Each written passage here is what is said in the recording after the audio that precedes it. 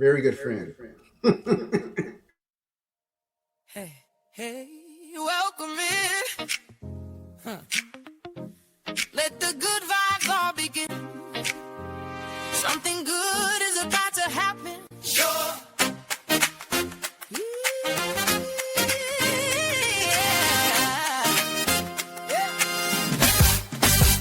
I've been waiting on you. Got a seat with your name. Started with a coffee chat. Now we about to change the game. You got a story worth telling, and I got a room full of ears. So drop whatever you've been holding. Get ready because your time is here. Because when real people talk to real people, something shifts. When real stories meet real listeners, something lifts. Every Saturday we show up and we bring our best. Show up to carry connects and leave it best. Show up, show up. Something is happening here. Carry connects. This is your moment. Come near where every story intersects and every heart connects. From a coffee chat to the main stage, just bring who you are. Carry connects. Connection is the start. Carry connects. Entrepreneurs, voices, friends, where inspiration never ends. You did not come this far just to sit in the back. Everything you walk through was getting you ready for that. So step into the light. Let somebody see your face. Because the right conversation can change everything in this place. When real people talk to real people, something shifts. And real stories meet real listeners, something lifts. Every Saturday we show up and we bring our best. Show up to carry connects and leave it bright. Show up. Something is happening here. Carry connects. This is your moment. Come near where every story intersects and every heart connects. So the coffee chat to the main stage, just bring who you are. Carry connects. Connection is the start. We started over coffee just to see if it was real. Yeah, you opened up and showed me everything you feel. Now the world is watching and they say the very best chance. Carry connects is where somebody finally cares. Show up. Something is happening here. Carry connects. Listen, you know it. Come near. Every story intersects and every heart connects. From the coffee chat to the main stage, just be who you are. Carry connects.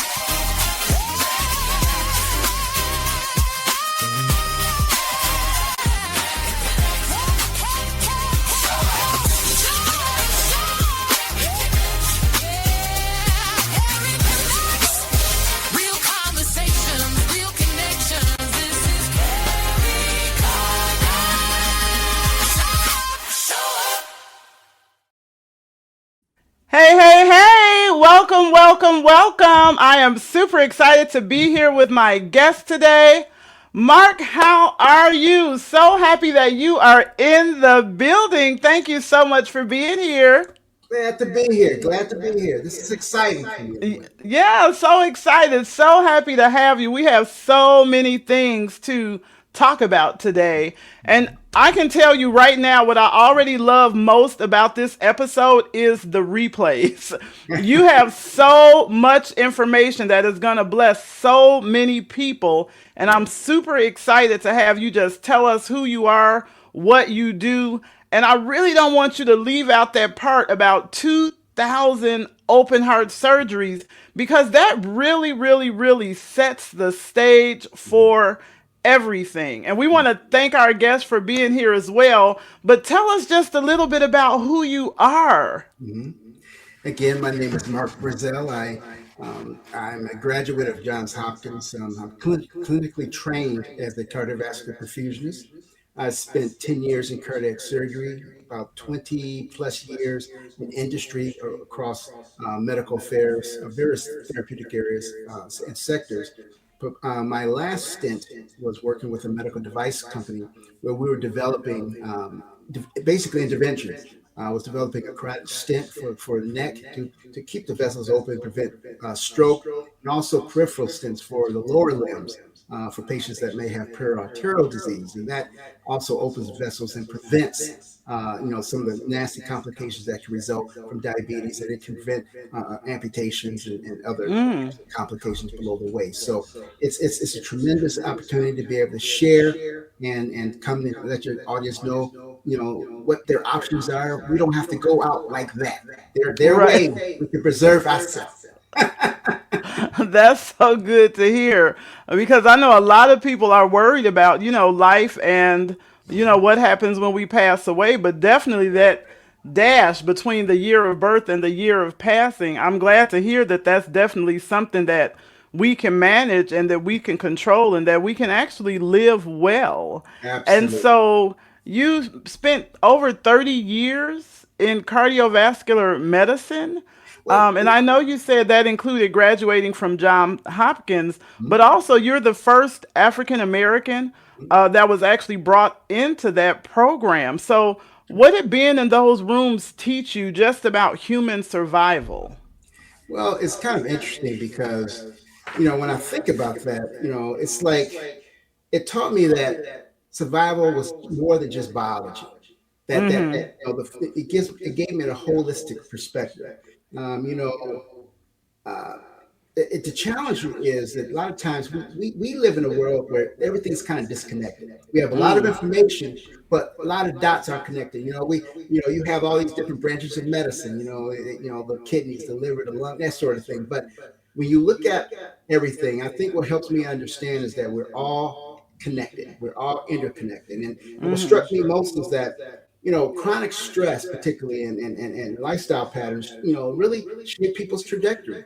And that's Mm. where it begins. And for me, it opened my eyes, particularly to not only the fact that, first of all, it was an honor to be there.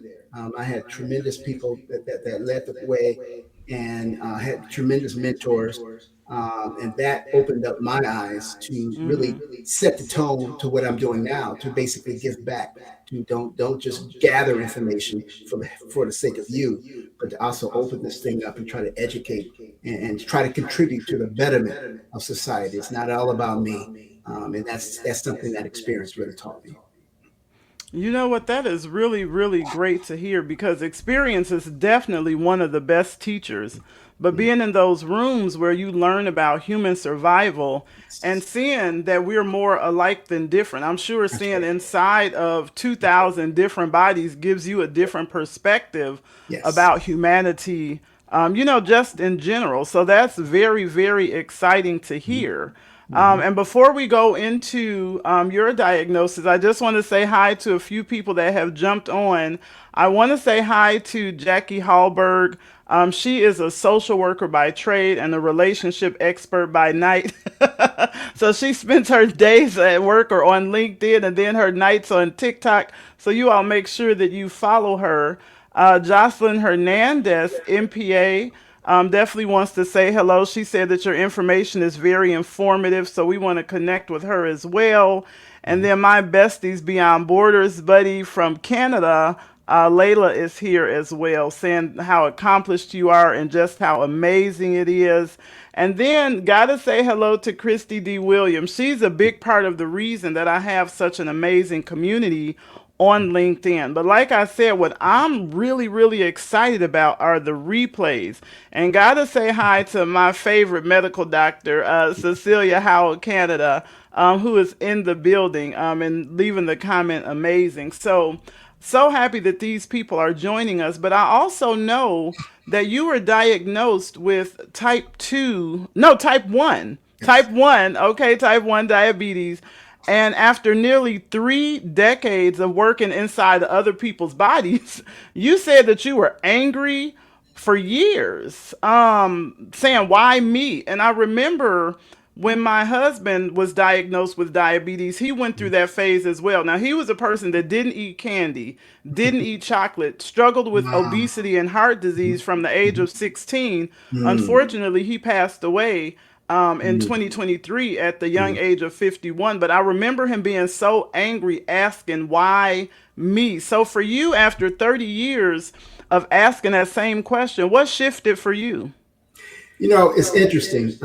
About three and a half years ago, I think it was about 3 years ago, I was at an outing and I bumped into a former classmate of mine from high school. And he knew I was a diabetic and he pulled me aside. Mark, I'm glad to see you. And he told me his story. He said, "Man, you're not going to believe this, but I almost died. I spent almost 3 weeks in the hospital when I was when I went in there. I only had like 27% function left in my kidneys. They didn't know if this thing was going to reverse. I found out in the hospital that I was diabetic, and that's Wow. when it was like almost like a call to action for me. Like you Mm. said, I spent 10 years in surgery. I spent 20 years in industry, particularly medical device, pharmaceutical, and biotechnology. And I saw the ins and outs. And being a diabetic myself, Liv's experience. I've been, like I said, I've been one for 26 years now. And that's when I decided, I have to do a little bit more educating our people. I mean, when you have a condition, you think everybody is aware, you think everybody is familiar. But Mm-hmm. when I spoke, after talking to him, a guy who had vitality, life, he was an educator. That's when it hit me that maybe this is not as prevalent as I thought it was, or what it should be. So that's when I decided, I have a different perspective. I had other people speaking to me and said, "Mark, get it. You have a very unique perspective, that where you can combine worlds, and you're a patient in and of itself. That Mm-hmm. will mean a lot to a lot of people because you can cross a lot of different barriers and cross, and kind of help people understand from a different perspective, than a lot of people may have. So that was kind of my trigger. And I'm glad I did that. And it's exciting to educate. I've always was a natural born educator, but now I make it personal because Mm-hmm. Mm-hmm. I'm not just spreading something theoretically based. I'm sharing my experience, and so I'm trying to do what I can to elevate others that may have gone through similar walks. Yeah, and I love that you have taken what I like to say, turned your mess into a message. That's right. I'll also say turn your test into a testimony, but my That's right. favorite one is to turn your problems into profit, right? And Yes. so, Yes. Yes. similarly, in the financial industry, I was able to do that, turning what happened to me into an opportunity for me to educate people. So I Right. love that you've taken your life experiences and Yes. you're using that to educate people. And you mentioned stress, and I really want to talk about stress as well. Christy mentioned that her 26-year-old son also Mm. has diabetes. Do Is you he tend type to see one, type two? diabetes in Mhm. people that young? Oh, absolutely. It's kind of interesting. Diabetes is kind of transition as far as the nomenclature and the naming. Initially, it Mm-hmm. was always juvenile onset, which means a lot of the Okay. young kids could have been born young. Babies could be born with diabetes type 1. Mm. But as I discovered, and as they're now discovering, is that you can get diabetes at any age, Oh my. anybody.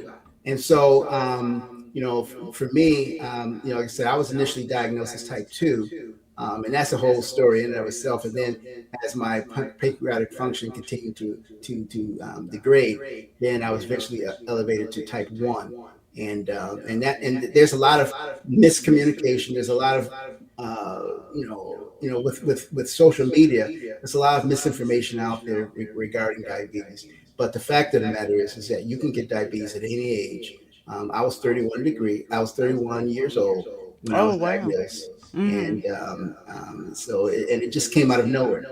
And the presentation was just boom. 1 minute, I'm happy, healthy, lucky. And I was a guy, I was in the medical profession at that time, so I was very cognizant of my health. I'm very active. I ate, I didn't, I ate well, and that's why it caught me by surprise. Um, um, and I don't want to beleaguer this, but just to give you a brief overview of what happened. A year before I was diagnosed, when I was in surgery, anesthesiologist approached us and said, "Hey, Mark, let's put together some protocols for patients that are undergoing cardiopulmonary bypass that are diabetic, kind of improve outcomes." Came from a conference, so that kind of got the ball rolling, digging, doing some data searching, that sort of thing. And interesting enough, I got married the very next year. Within 3 months of my new marriage, I started exhibiting symptoms. Wow. 3 months. And I started to lose weight, and then it started to progress and progress, and it's very short period of time, over a matter of months. It wasn't years. And that's the thing about type 1 diabetes is it's a quick onset and quick presentation, where type 2 diabetes, that's a slow progression that can take years for you. Okay, and Christy did mention that her son has type 2 diabetes. Yes. So, just for the audience and for me, can you just clarify with type 1 diabetes and type 2, one of Sure. them is insulin dependent and one is usually where you're taking a medication for? Is that Yes, well, correct? that's correct. Type 1 diabetes is autoimmune, meaning that the body, for some reason, decides it doesn't like your pancreas and it will attack it. If you think about other autoimmune diseases where your body immune system will have a response and will just continue to, just attack it to a point where it basically bludgeons it out of, out of functionality.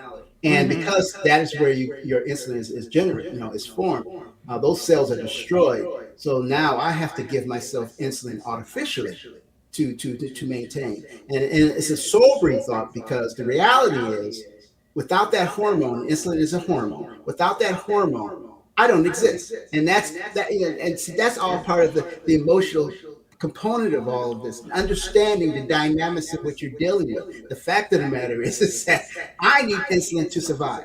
Without insulin, Wow. without insulin, whereas type 2 diabetes is, like you said, it's multifocal. I mean, it could be your cells aren't producing, the cells in your pancreas aren't producing enough insulin, which causes elevation of blood sugar, or they're producing the normal amounts of insulin, but the uptake is not effective, which causes the same impact, high levels of your blood sugar elevated.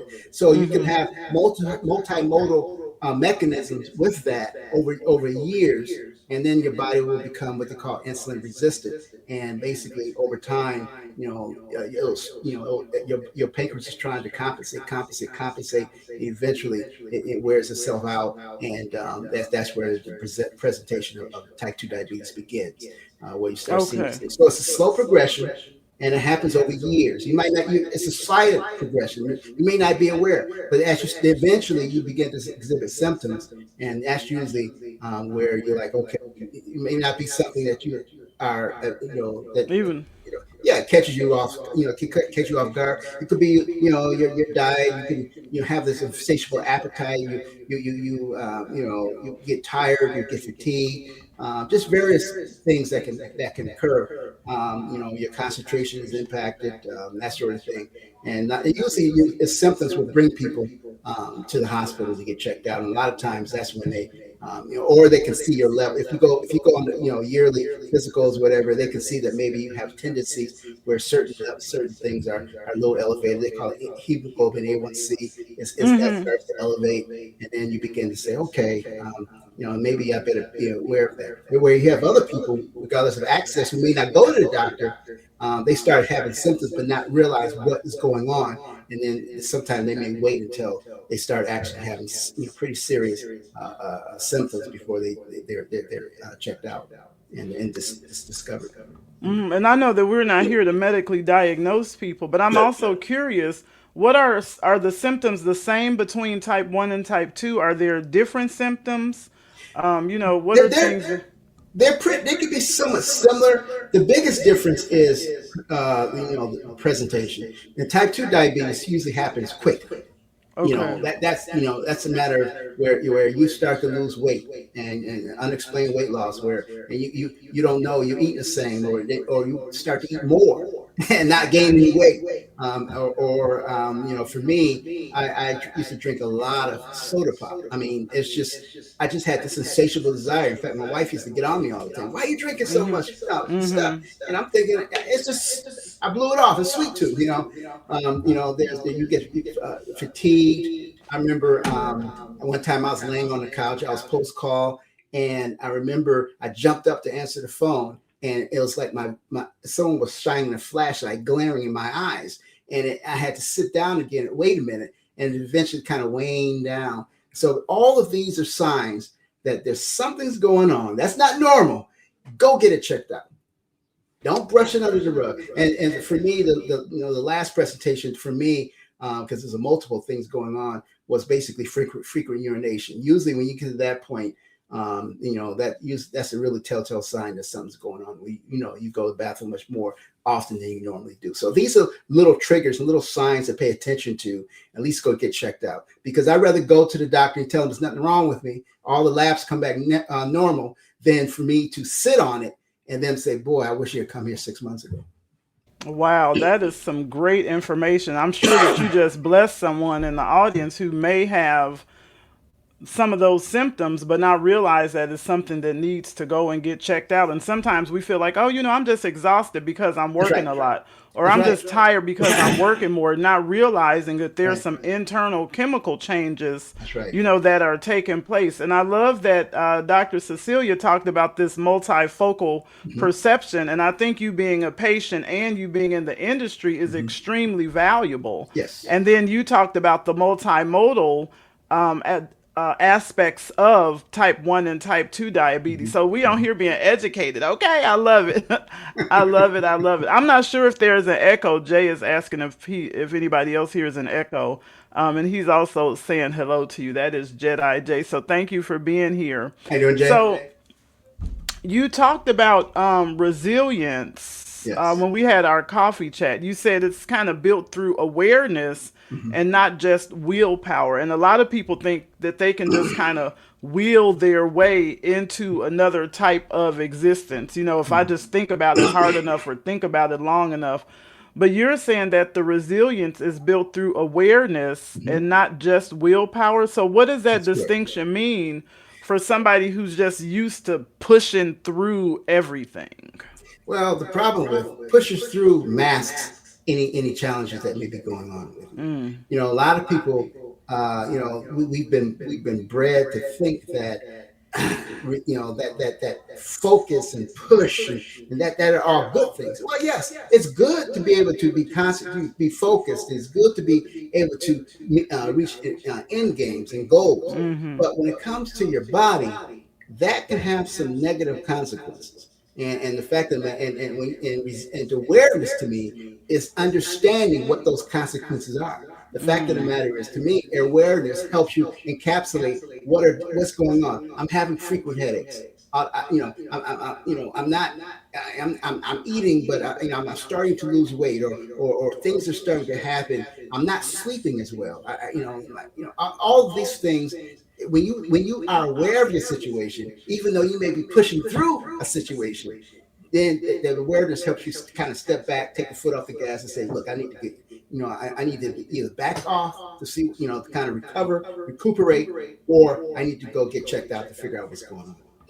And I love that you mentioned going to get checked out, because even though May is Mental Health Awareness Month, that physical health also can wear down your mental health. If you're not feeling well, if you're feeling fatigued, you're feeling exhausted, you are, the frequent urination, you have things happening and there's no explanation, that can take a toll on you mentally as well. Absolutely. So I do think it's an extremely timely conversation. Well, go ahead. Go ahead. No, I was just saying, I think many times people, they disassociate one from the other. The body's holistic, even the subspecialties. I used to hear people talk about it all the time. Well, my doctor told me I'm at risk for a heart attack, so I got to do this, and this. But I say, well, did he also tell you that you're also at risk for a stroke?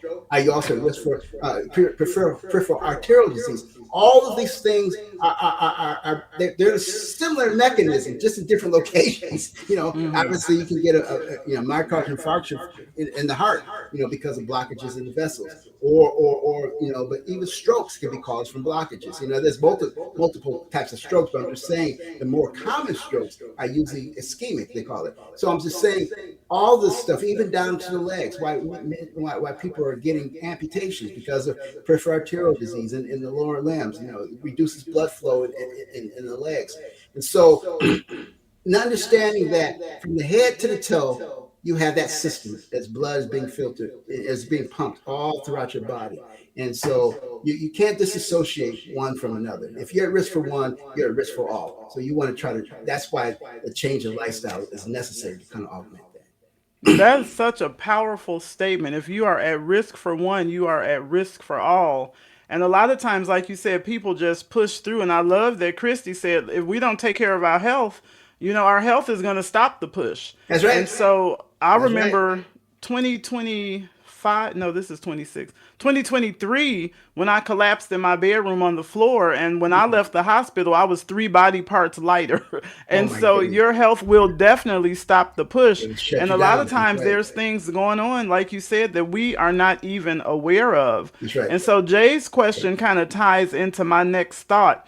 He said, talk about your job seeking experiences or challenges, if you had any, while you were battling these medical challenges. Did you face any setbacks? No, not really, because if I stayed on top of my health, I had no setbacks. I could do. My condition never prevented me from doing anything. I just had to be aware of my condition while I was doing my job. I never disclosed, because it never impeded my progress and never impeded my productivity. The fact of the matter is that I was able to live a productive life. I spent 10 years in surgery. It was very stressful, high stress. In fact, it was actually a aha moment, but I'll explain that later in the show.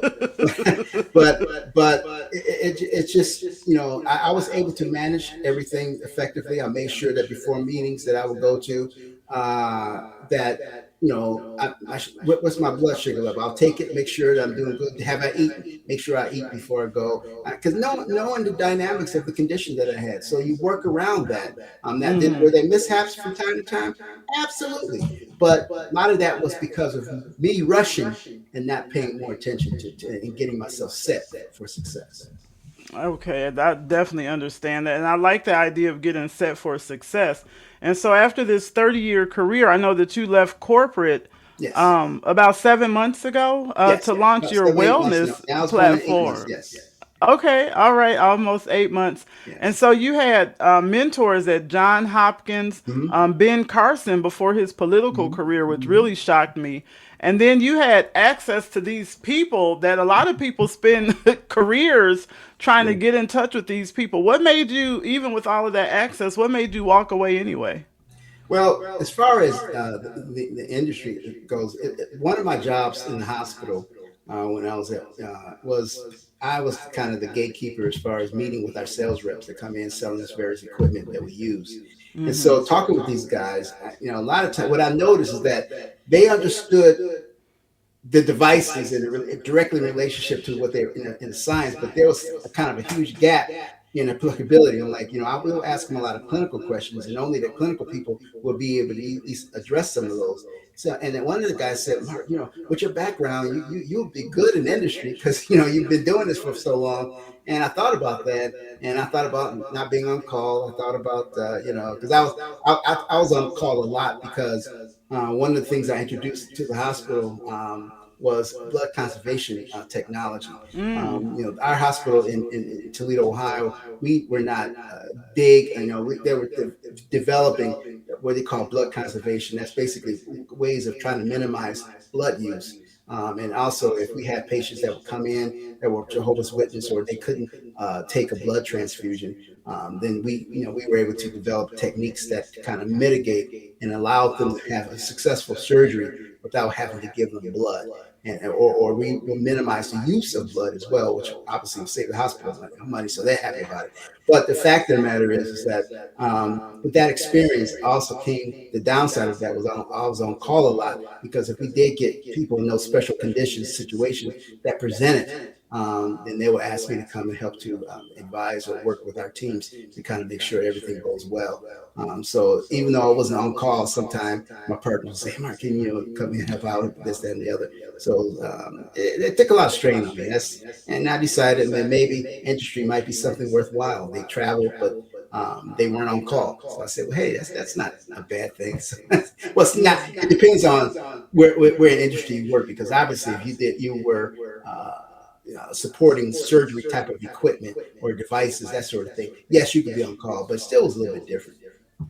That makes a lot of sense. And I like that within the industry, you have an opportunity to try different things and Yes, see which one of those works for you. But absolutely, definitely, as we grow in different areas of our life, whether it's age or wisdom, the idea and that recognition that this particular position that I'm in is creating stress for me and I need to make some adjustments, because I think there's good stress and there's bad stress. And when absolutely. the stress starts to adversely affect us, Mhm. being able to make that shift is extremely, extremely important. Absolutely.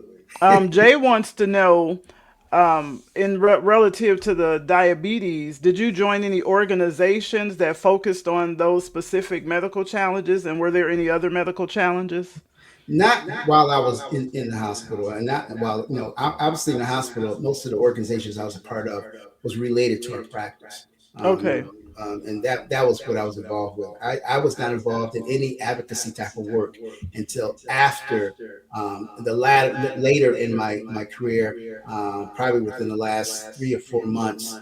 I should say not months, probably last year or so, when I was working with this medical device company, when I started thinking more around my personal condition and Mm-hmm. advocacy in those groups. In fact, it's kind of interesting. When I was about to leave, I think I just had resigned from industry, and I did submit. Actually, is rather interesting. I applied to American Diabetes, the ADA, the American Diabetes Mm-hmm. Association, and it's interesting. I sent all my stuff in, and I received a call probably about 3 weeks later from the president elect saying, "Mark, Wow. we looked at your information. You are absolutely someone we would like to have within the organization." But he said the only bad thing is that I have a lot of what do you call it? They're traditionalists, I guess you could say. He Mm-hmm. said, and they Mm-hmm. wanted somebody that had done advocacy work before, and we don't see that you've done a lot. We see the information is valuable that you provide, but they wanted people who had done it, had been done some of this advocacy work, have done some, maybe working in some of our local chapters of the ADA, that sort of thing. He said that's the only reason why I couldn't push it, because some of our partners would say no, we wanted somebody. So that was the only thing. I thought it was interesting that he called me personally to tell me that. He said, reach out to the next cycle when it's time for us to do this again, because you're definitely people we would like to have under consideration. So, but yes, I do some international advocacy. There's some groups that I'm a part of, group tracks in Africa for India, and that sort of thing, and just to kind of help bring heightened awareness of this in some of the other countries globally. Because you'd be amazed that we think it's a big deal here in the United States, but this is a global condition, and there's a Mm-hmm. lot of places that don't have, they're still expanding access to some of the intricate devices for diagnosing and for managing, for example. Like in Africa, they're developing funding so they can have more CGMs, or these are, the monitoring devices where they can monitor your blood sugar remotely, using, have information on the phone. So these are types of things that we're focusing on as well. And it's a big problem, and it doesn't matter who you are, doesn't matter what country you live in. In fact, if you ask me what country has the highest incidence of diabetes, it'll completely shock you, because I didn't know this. What country has the highest incident of diabetes? China, and they just took over from India. India used to That, have, yes. you know what? I don't know if that's as shocking to me personally. Now, I'm just curious. Because I know in Chinese culture, I have a lot of friends who are from China, actually still live in China, and That's right. in some other friends that live in Tokyo. Yes. And so I know that there's a lot of pasta. I don't know, rice is considered a pasta. So I wonder, Mhm. and that's a staple in their community, if that has anything to do with diabetes, in particular the white rice. I know Yeah. that they recently Yeah. started introducing the brown rices, but I'm not sure Exactly. if that's I connected. think that it's a variable. I think another variable basically is socioeconomic as well. Mm, Some of them aren't their diets may not be totally balanced. And there's if I think the highest level of diabetes is in some of the more nutritionally challenged areas. And I think that's where it kind of they probably are carrying the numbers, the load of it, mm, the number of new onsets. But so we see that relationship there. But yeah, because there's so many there, and when you look at the whole topography of everything, the socioeconomic component of everything, I think that probably is setting them up.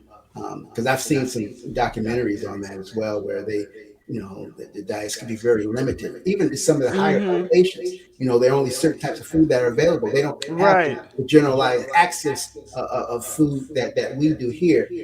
So they pretty much live off the land and nature, so they may have some deficiencies there as well. But yeah, that's it's not the good old USA. I mean, it's bad over here. Yeah. it's, But it's interesting that you mentioned China and the impact based on socioeconomic status and the, in quotation marks, to quote you, the good old USA.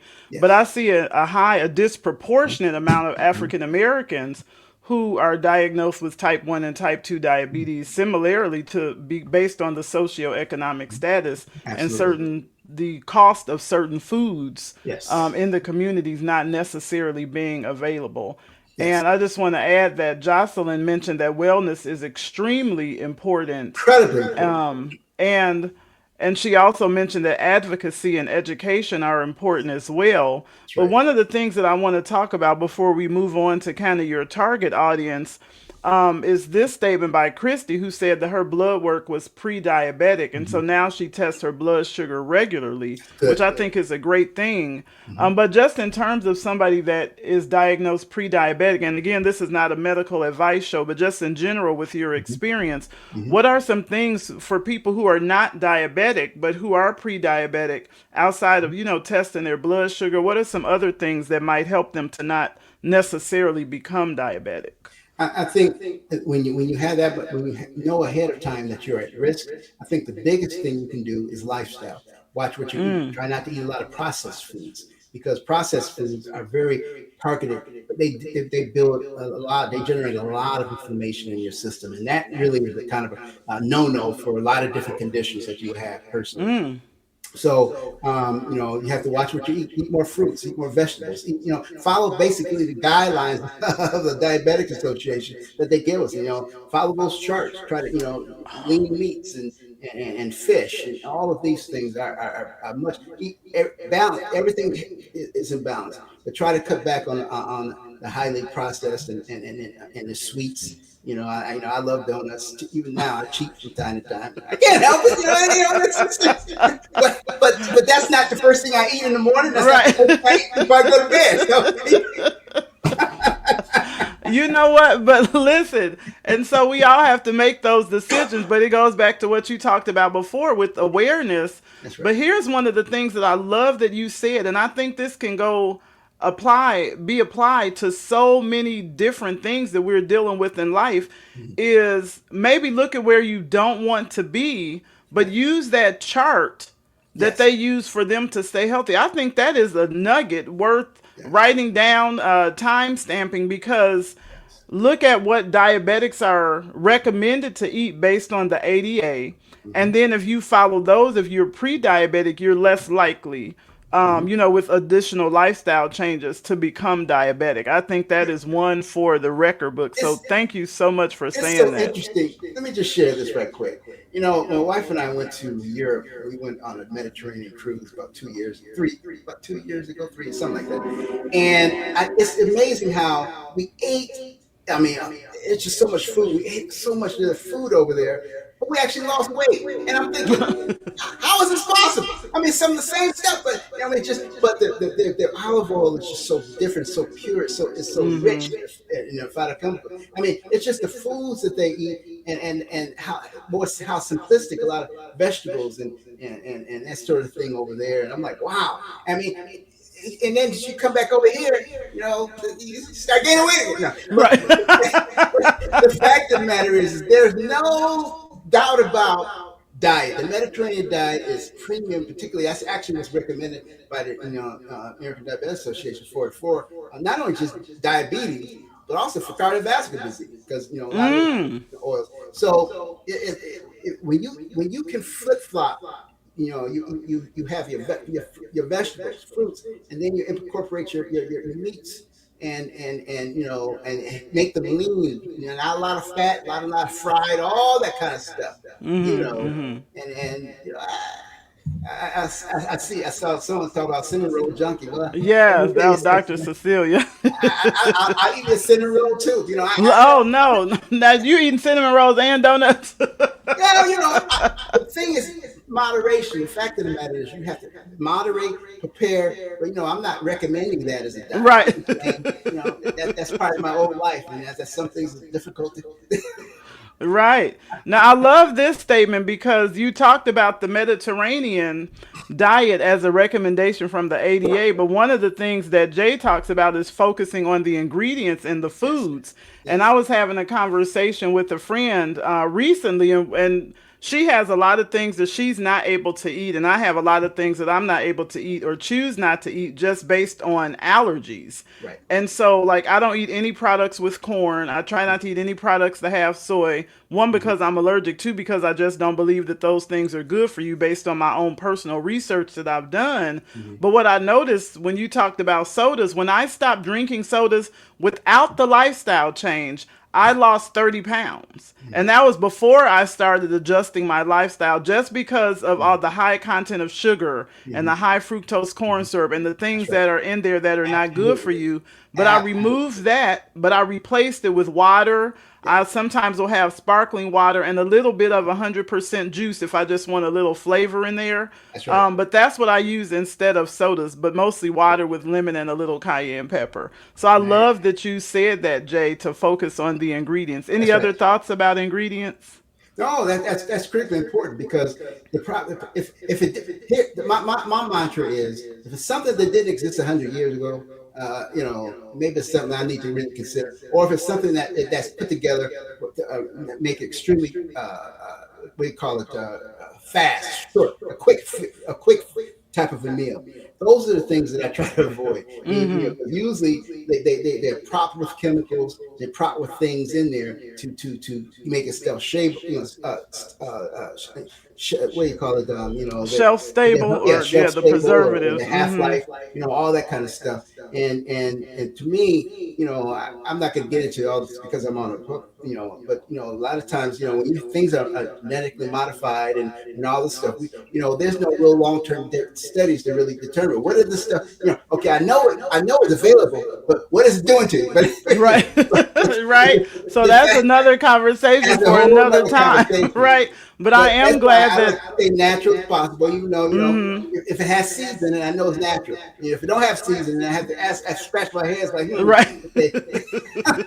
And my other go-to, Mark, is if it has words that I cannot pronounce. I'm like, wait a minute. If it's not something that my great grandmother or grandmother or great grandfather would have eaten, right. I try to stay away from it, right? And so Dr. Cecilia talks about pomegranate juice also, small amount mixed with water. Yes. And Jay says stay away from energy and caffeine drinks, because for him being hyper is not an option. Yeah, but, it's kind of interesting. Years ago, when one of the areas that I'm also trained in genetic toxicology. I did an internship, 3-year internship in toxicology at the University of Michigan. And what's interesting to me about that is, and you learn so much about various toxins. Learn so much about how various foods impact the body, and that's where I got a really good understanding of why fruits and vegetables are so important for you, because they have a lot of cofactors, a lot of things in it that prevents a lot of these things that Yeah. happen. But when it's artificially generated or made in a laboratory, they can't replicate. If it's let's say it's a 12 step mechanism or 20-step mechanism, they can only reproduce 2 and 3 steps. And that's why you have all these other problems. And Right. you're like, okay. So when you stick to the more natural it is, the more variables that you're able to check off as far as something that your body can benefit from.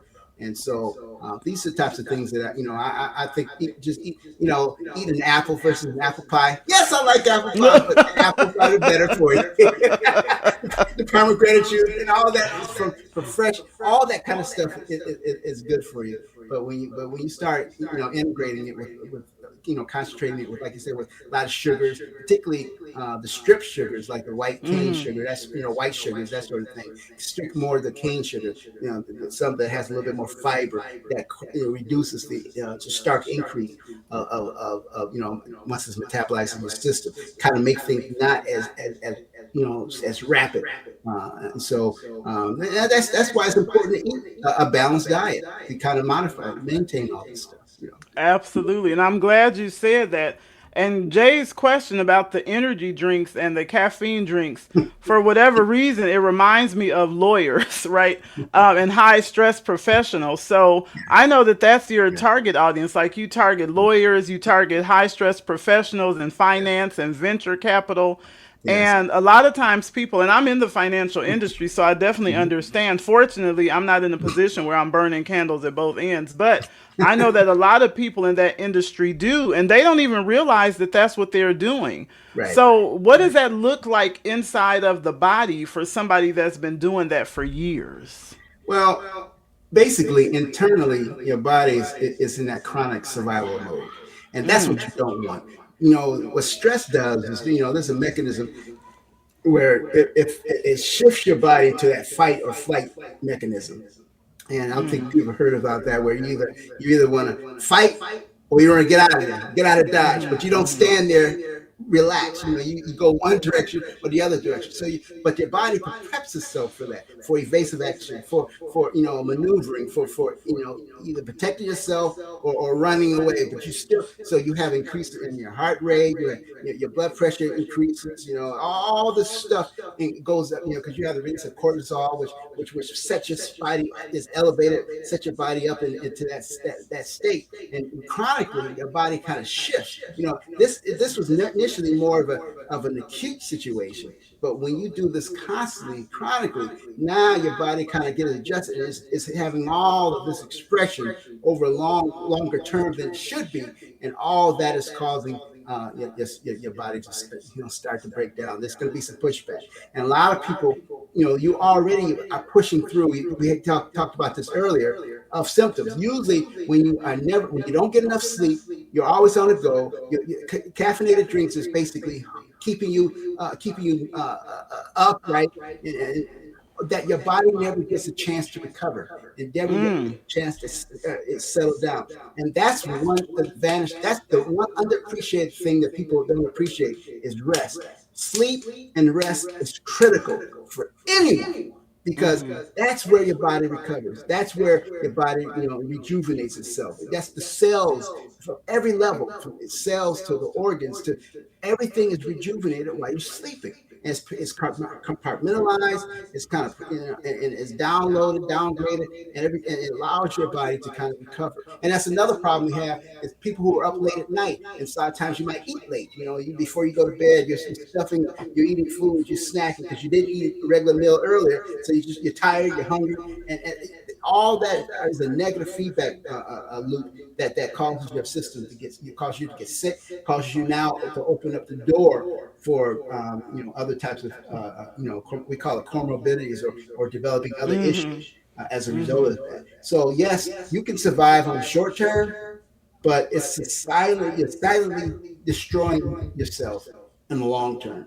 And we want you to get to a point where, as we saw someone made statement earlier, that your health. Well, if you don't take the foot off the gas, eventually your body's going to force you to take the foot off the gas, and you don't want to be in that situation, because at that time, intervention it may be necessary, and sometimes that you never know the outcome. But there's a lot of people who had critical, for example, heart attacks or strokes, or and sometimes recovery was not guaranteed. You don't know the outcomes, so that's that type of thing. So Yeah, things can be ahead of time.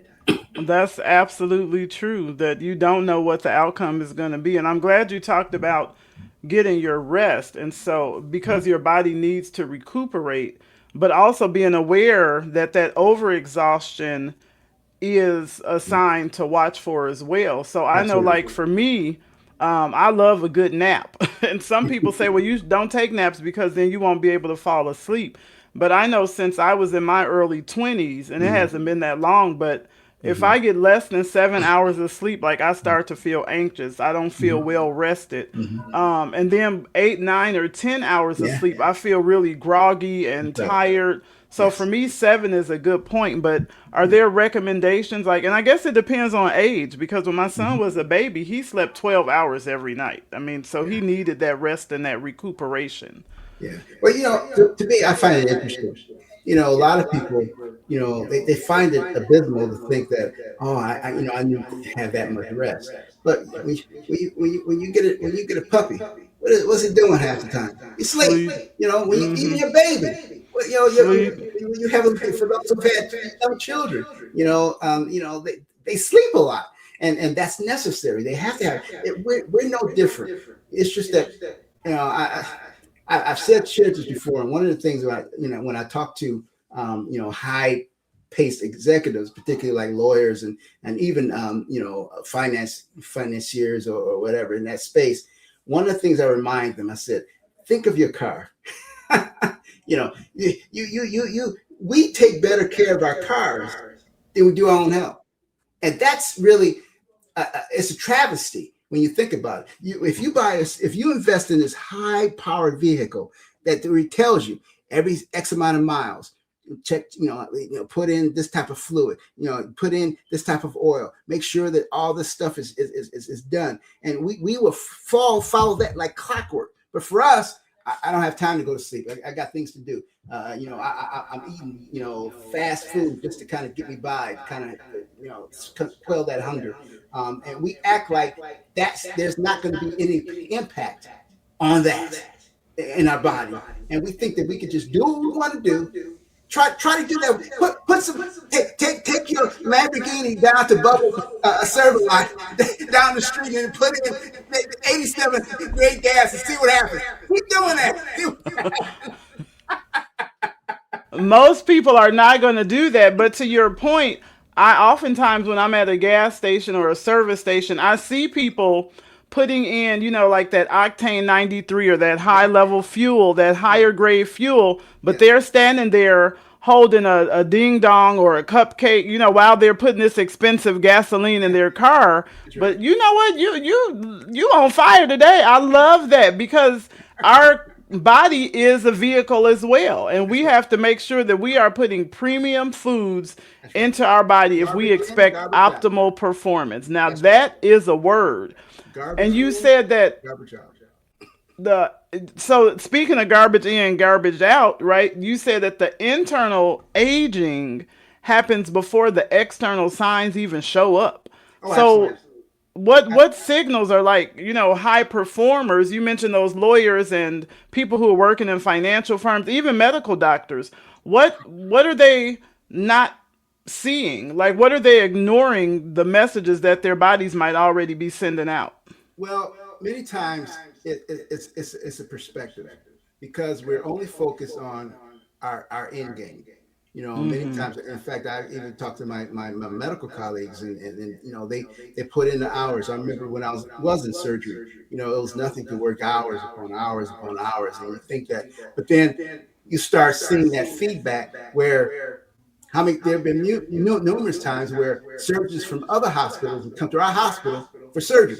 You start to see that pushback, that you can only you can only do so much before your body starts, fatigue, lack of sleep, your appetite shift, and then you lose. Sometimes some people lose appetite, Mm-hmm. or you only eat, like I said, just junks all the time. That's what you get. Your body's used to eating fast foods and quick foods and foods that are poorly processed, and you keep doing that. It's not going to take a long time for you to start seeing negative consequences as a result of that. And so, one thing about stress, I call it a silent killer. A lot of times, I don't know any death certificate that on the death certificate he said he died from stress.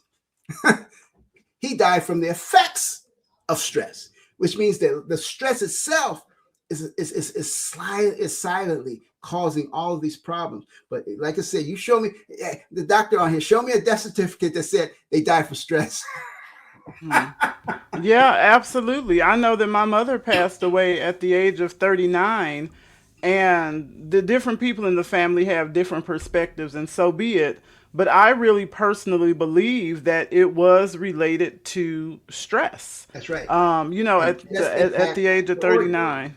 Exactly. Impacts the heart, impacts the kidneys, impacts the liver. And people, we were talking about stress, excess stress can cause the liver to secrete extra. The liver is kind of a reservoir for a lot of glucose. So if your liver, excretes a little bit too much glucose, that's going to increase your blood sugar. Now your pancreas is going to be trying to compensate for that. So it's going to be this up and down stress. Everything's trying. Eventually, something's going to give. Mm. So I'm saying all of these things are happening synergistically, and that's what people don't understand. This stuff over time will cause major breakdown, and that's why you have to step back, call timeout, and say, what am I doing wrong? Because sometimes you start to get the symptoms, other times it's silent, but you know that you cannot keep that. You can't keep that going. There's not a machine. Get in your car, and if you don't run out of gas, keep driving at a high speed. You see what happens. So something's going to overheat. Something is going to be stressed. Something's going to break down. We're no different. Hmm. That makes so much sense. And Dr. Cecilia says, "Oh my God, this is powerful and truly inspiring, and definitely a necessary conversation." But I'm glad that you talked about that idea, that concept of needing to slow down. And a lot of people get emotionally overwhelmed Right. if they even feel like they have to slow down, especially in these high pressure positions. So I Right. know one of the things that you wrote a book about, that emotional component of your diabetes diagnosis, because you said the medical field, they really focus on the pathophysiology and they kind of miss the human being. So what does that emotional component look like, and why does that matter so much? Well, again, because it's difficult when you have to think in your mind. As I said before, remember, it's one thing you need a hormone to survive. One, Mm-hmm. two, the level of management that's necessary. For me, as a type 1 diabetic, you know, I have to. If I eat too much that I shouldn't eat, if I eat anything I shouldn't eat, that's going to elevate my blood sugar. I'm saying I can have 6 days of pristine care, and I can have one day where I'm off my game, and that can lead to a totally potentially lethal, complication. Wow. Or even death. So my point is, you can't let things slip. You have to be on top of your game all the time. And so for me, if you manage it properly, then it's not a stressor, because I eat what I should eat. I get enough rest. I take, I go for a walk. I get some sunshine, some fresh air. I drink water. All these things that helps you stay balanced. But when you start getting out of that, then now you're chasing your tail, and Mm-hmm. you don't want to. That's generating stress in and of itself, on top of all the other Right. stuff we talking about. Yeah, that's definitely an extra level of stress. And I know you mentioned earlier too, about the limb preservation, and I know Oh, you're an advocate for that. yes, And getting these second opinions before yes, people get yes, amputated. And I know I yes, have a friend, her mother ended up getting her limbs amputated. But yes. what do you think everybody in the audience should know? Before they or before somebody that they love, goes into the room where they're having that conversation. The first question I'll ask the doctor is, I mean, is there any cell death? I mean, tissue death. I mean, do they still have blood flow? I mean, and how much ischemia is present, basically, or a lack of blood flow in limbs are there. I mean, are the limbs damaged to the point where they can't be reperfused? Are they damaged to the point where they can't function?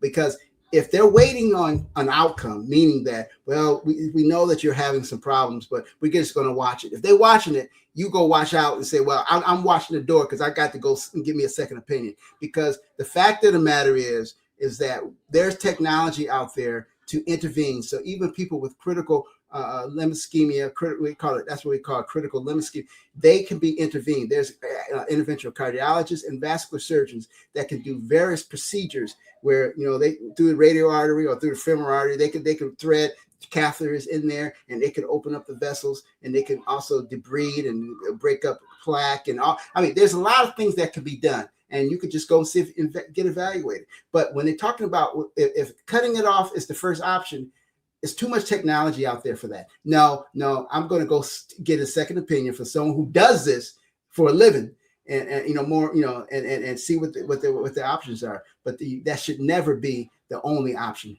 available to you. And I love that you said that because a lot of times people are stuck in their minds. They're kind of stuck with like, well, this is my primary care physician, depending on whether they have HMOs or PPOs. And sometimes they don't feel like they have other options. So I Right, love that, get a second opinion, even if it means that you have to get another referral from your right. primary doctor. That's It's right. worth taking the time to do that. And I know that you believe like success and well being are not mutually exclusive. Right. You talked about during our coffee chat that in order for somebody to have sustainable performance, it requires both. So, how Right. does somebody that's a high performer who's kind of figured that out, how do they look different from somebody that hasn't figured it out yet? Because they can maintain performance. See, the thing is, like you said before, the high performer, they are, many times you might not be able to tell them apart, but you just watch. It's more of a trend.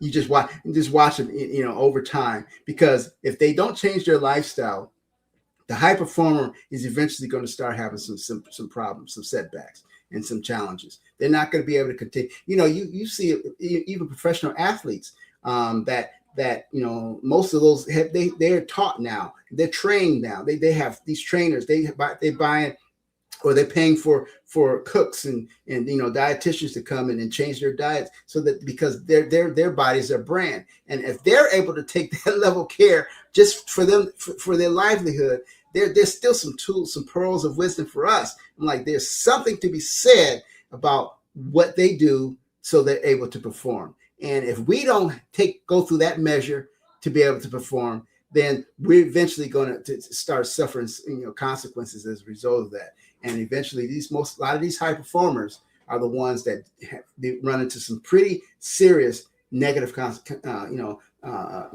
consequences. Like I say, you can have, young strokes at a young age, and myocardial infarctions at a young age, and sometimes as a result of that, even heart attacks, which heart attacks and myocardial infarctions are different, but the same damage to the heart. One's electrical, the other one's usually mechanical. But the fact of the matter is that all of that can still be impacted by your genetics as well as by your lifestyle.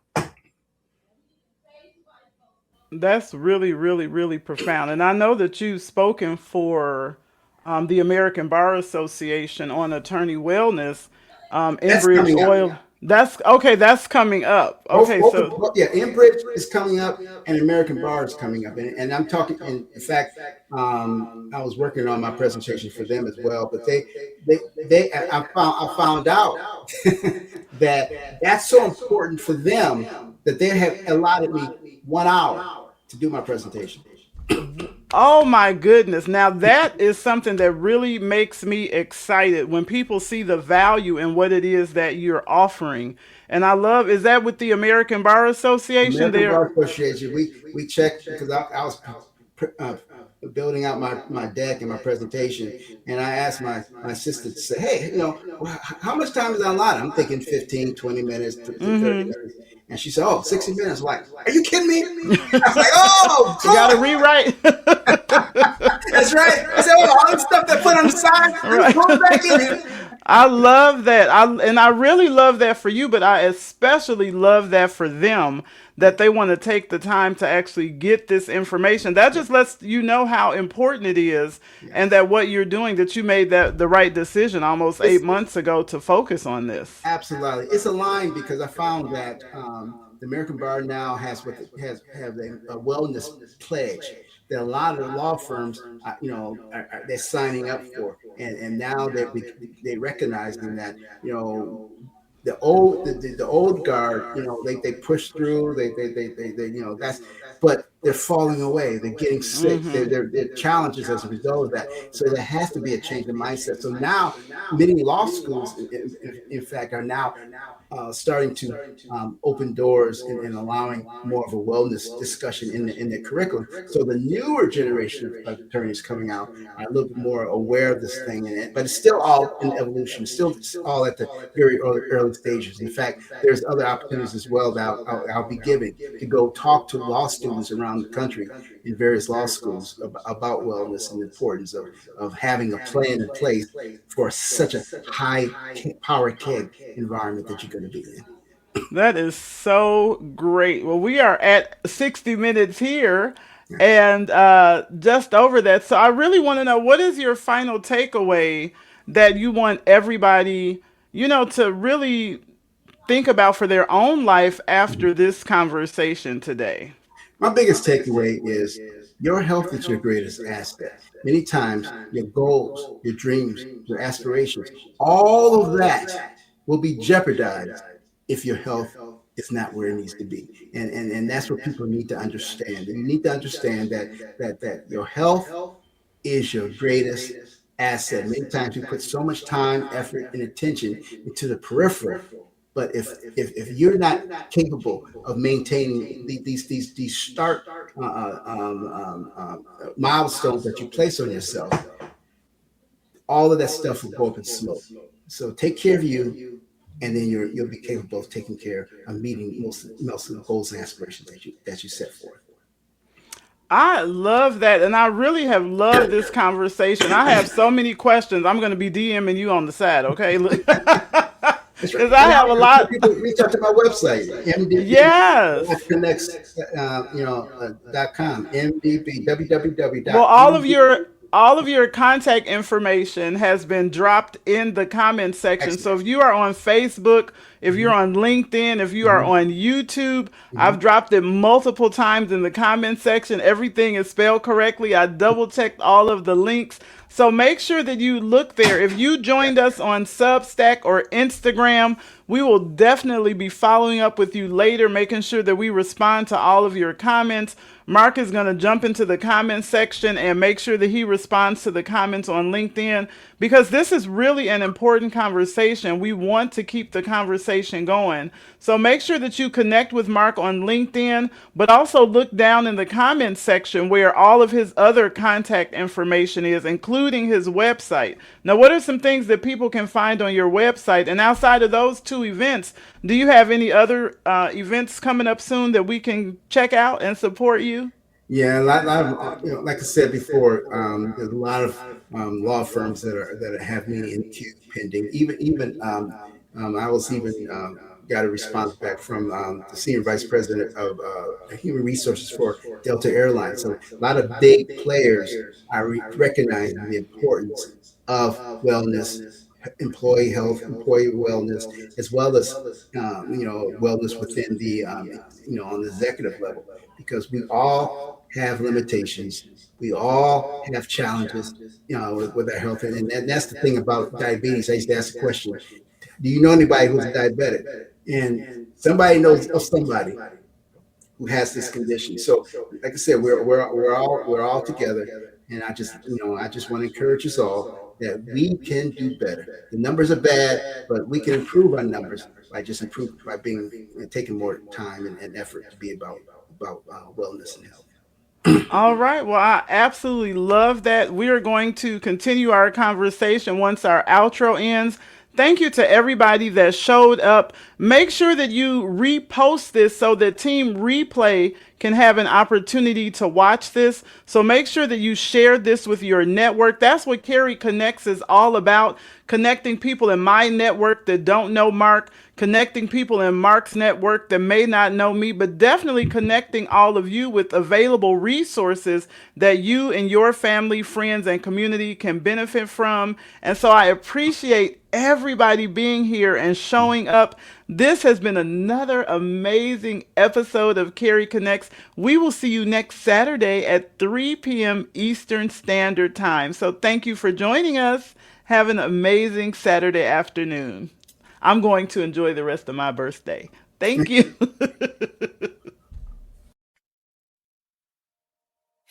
Hey, welcome in. Huh. Let the good vibes all begin. Something good is about to happen. Sure.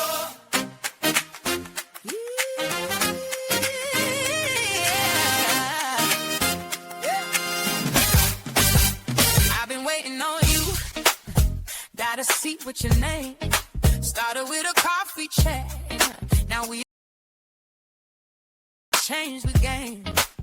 You got a story worth telling, and I got a room full of ears.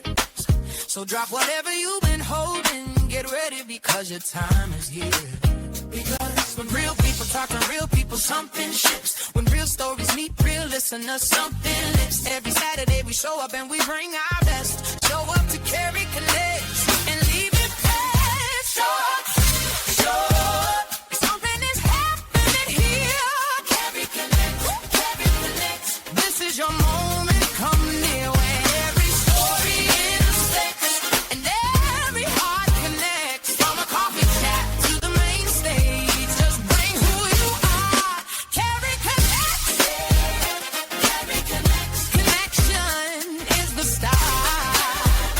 Carry connects. Entrepreneurs, voices, friends, where inspiration never ends. You did not come this far just to sit in the back.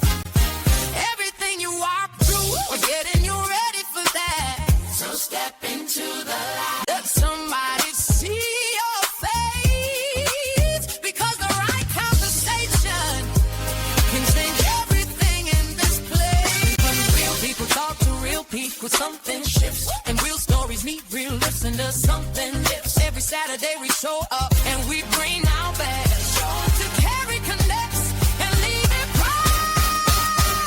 Show up, show up. Something is happening here. Carry connects, carry connects. This is your moment, come near where every story intersects and every heart connects. So the coffee chat to the main stage, just bring who you are. Carry connects, carry connects. Connection is the start. We started over coffee just to see if it was real.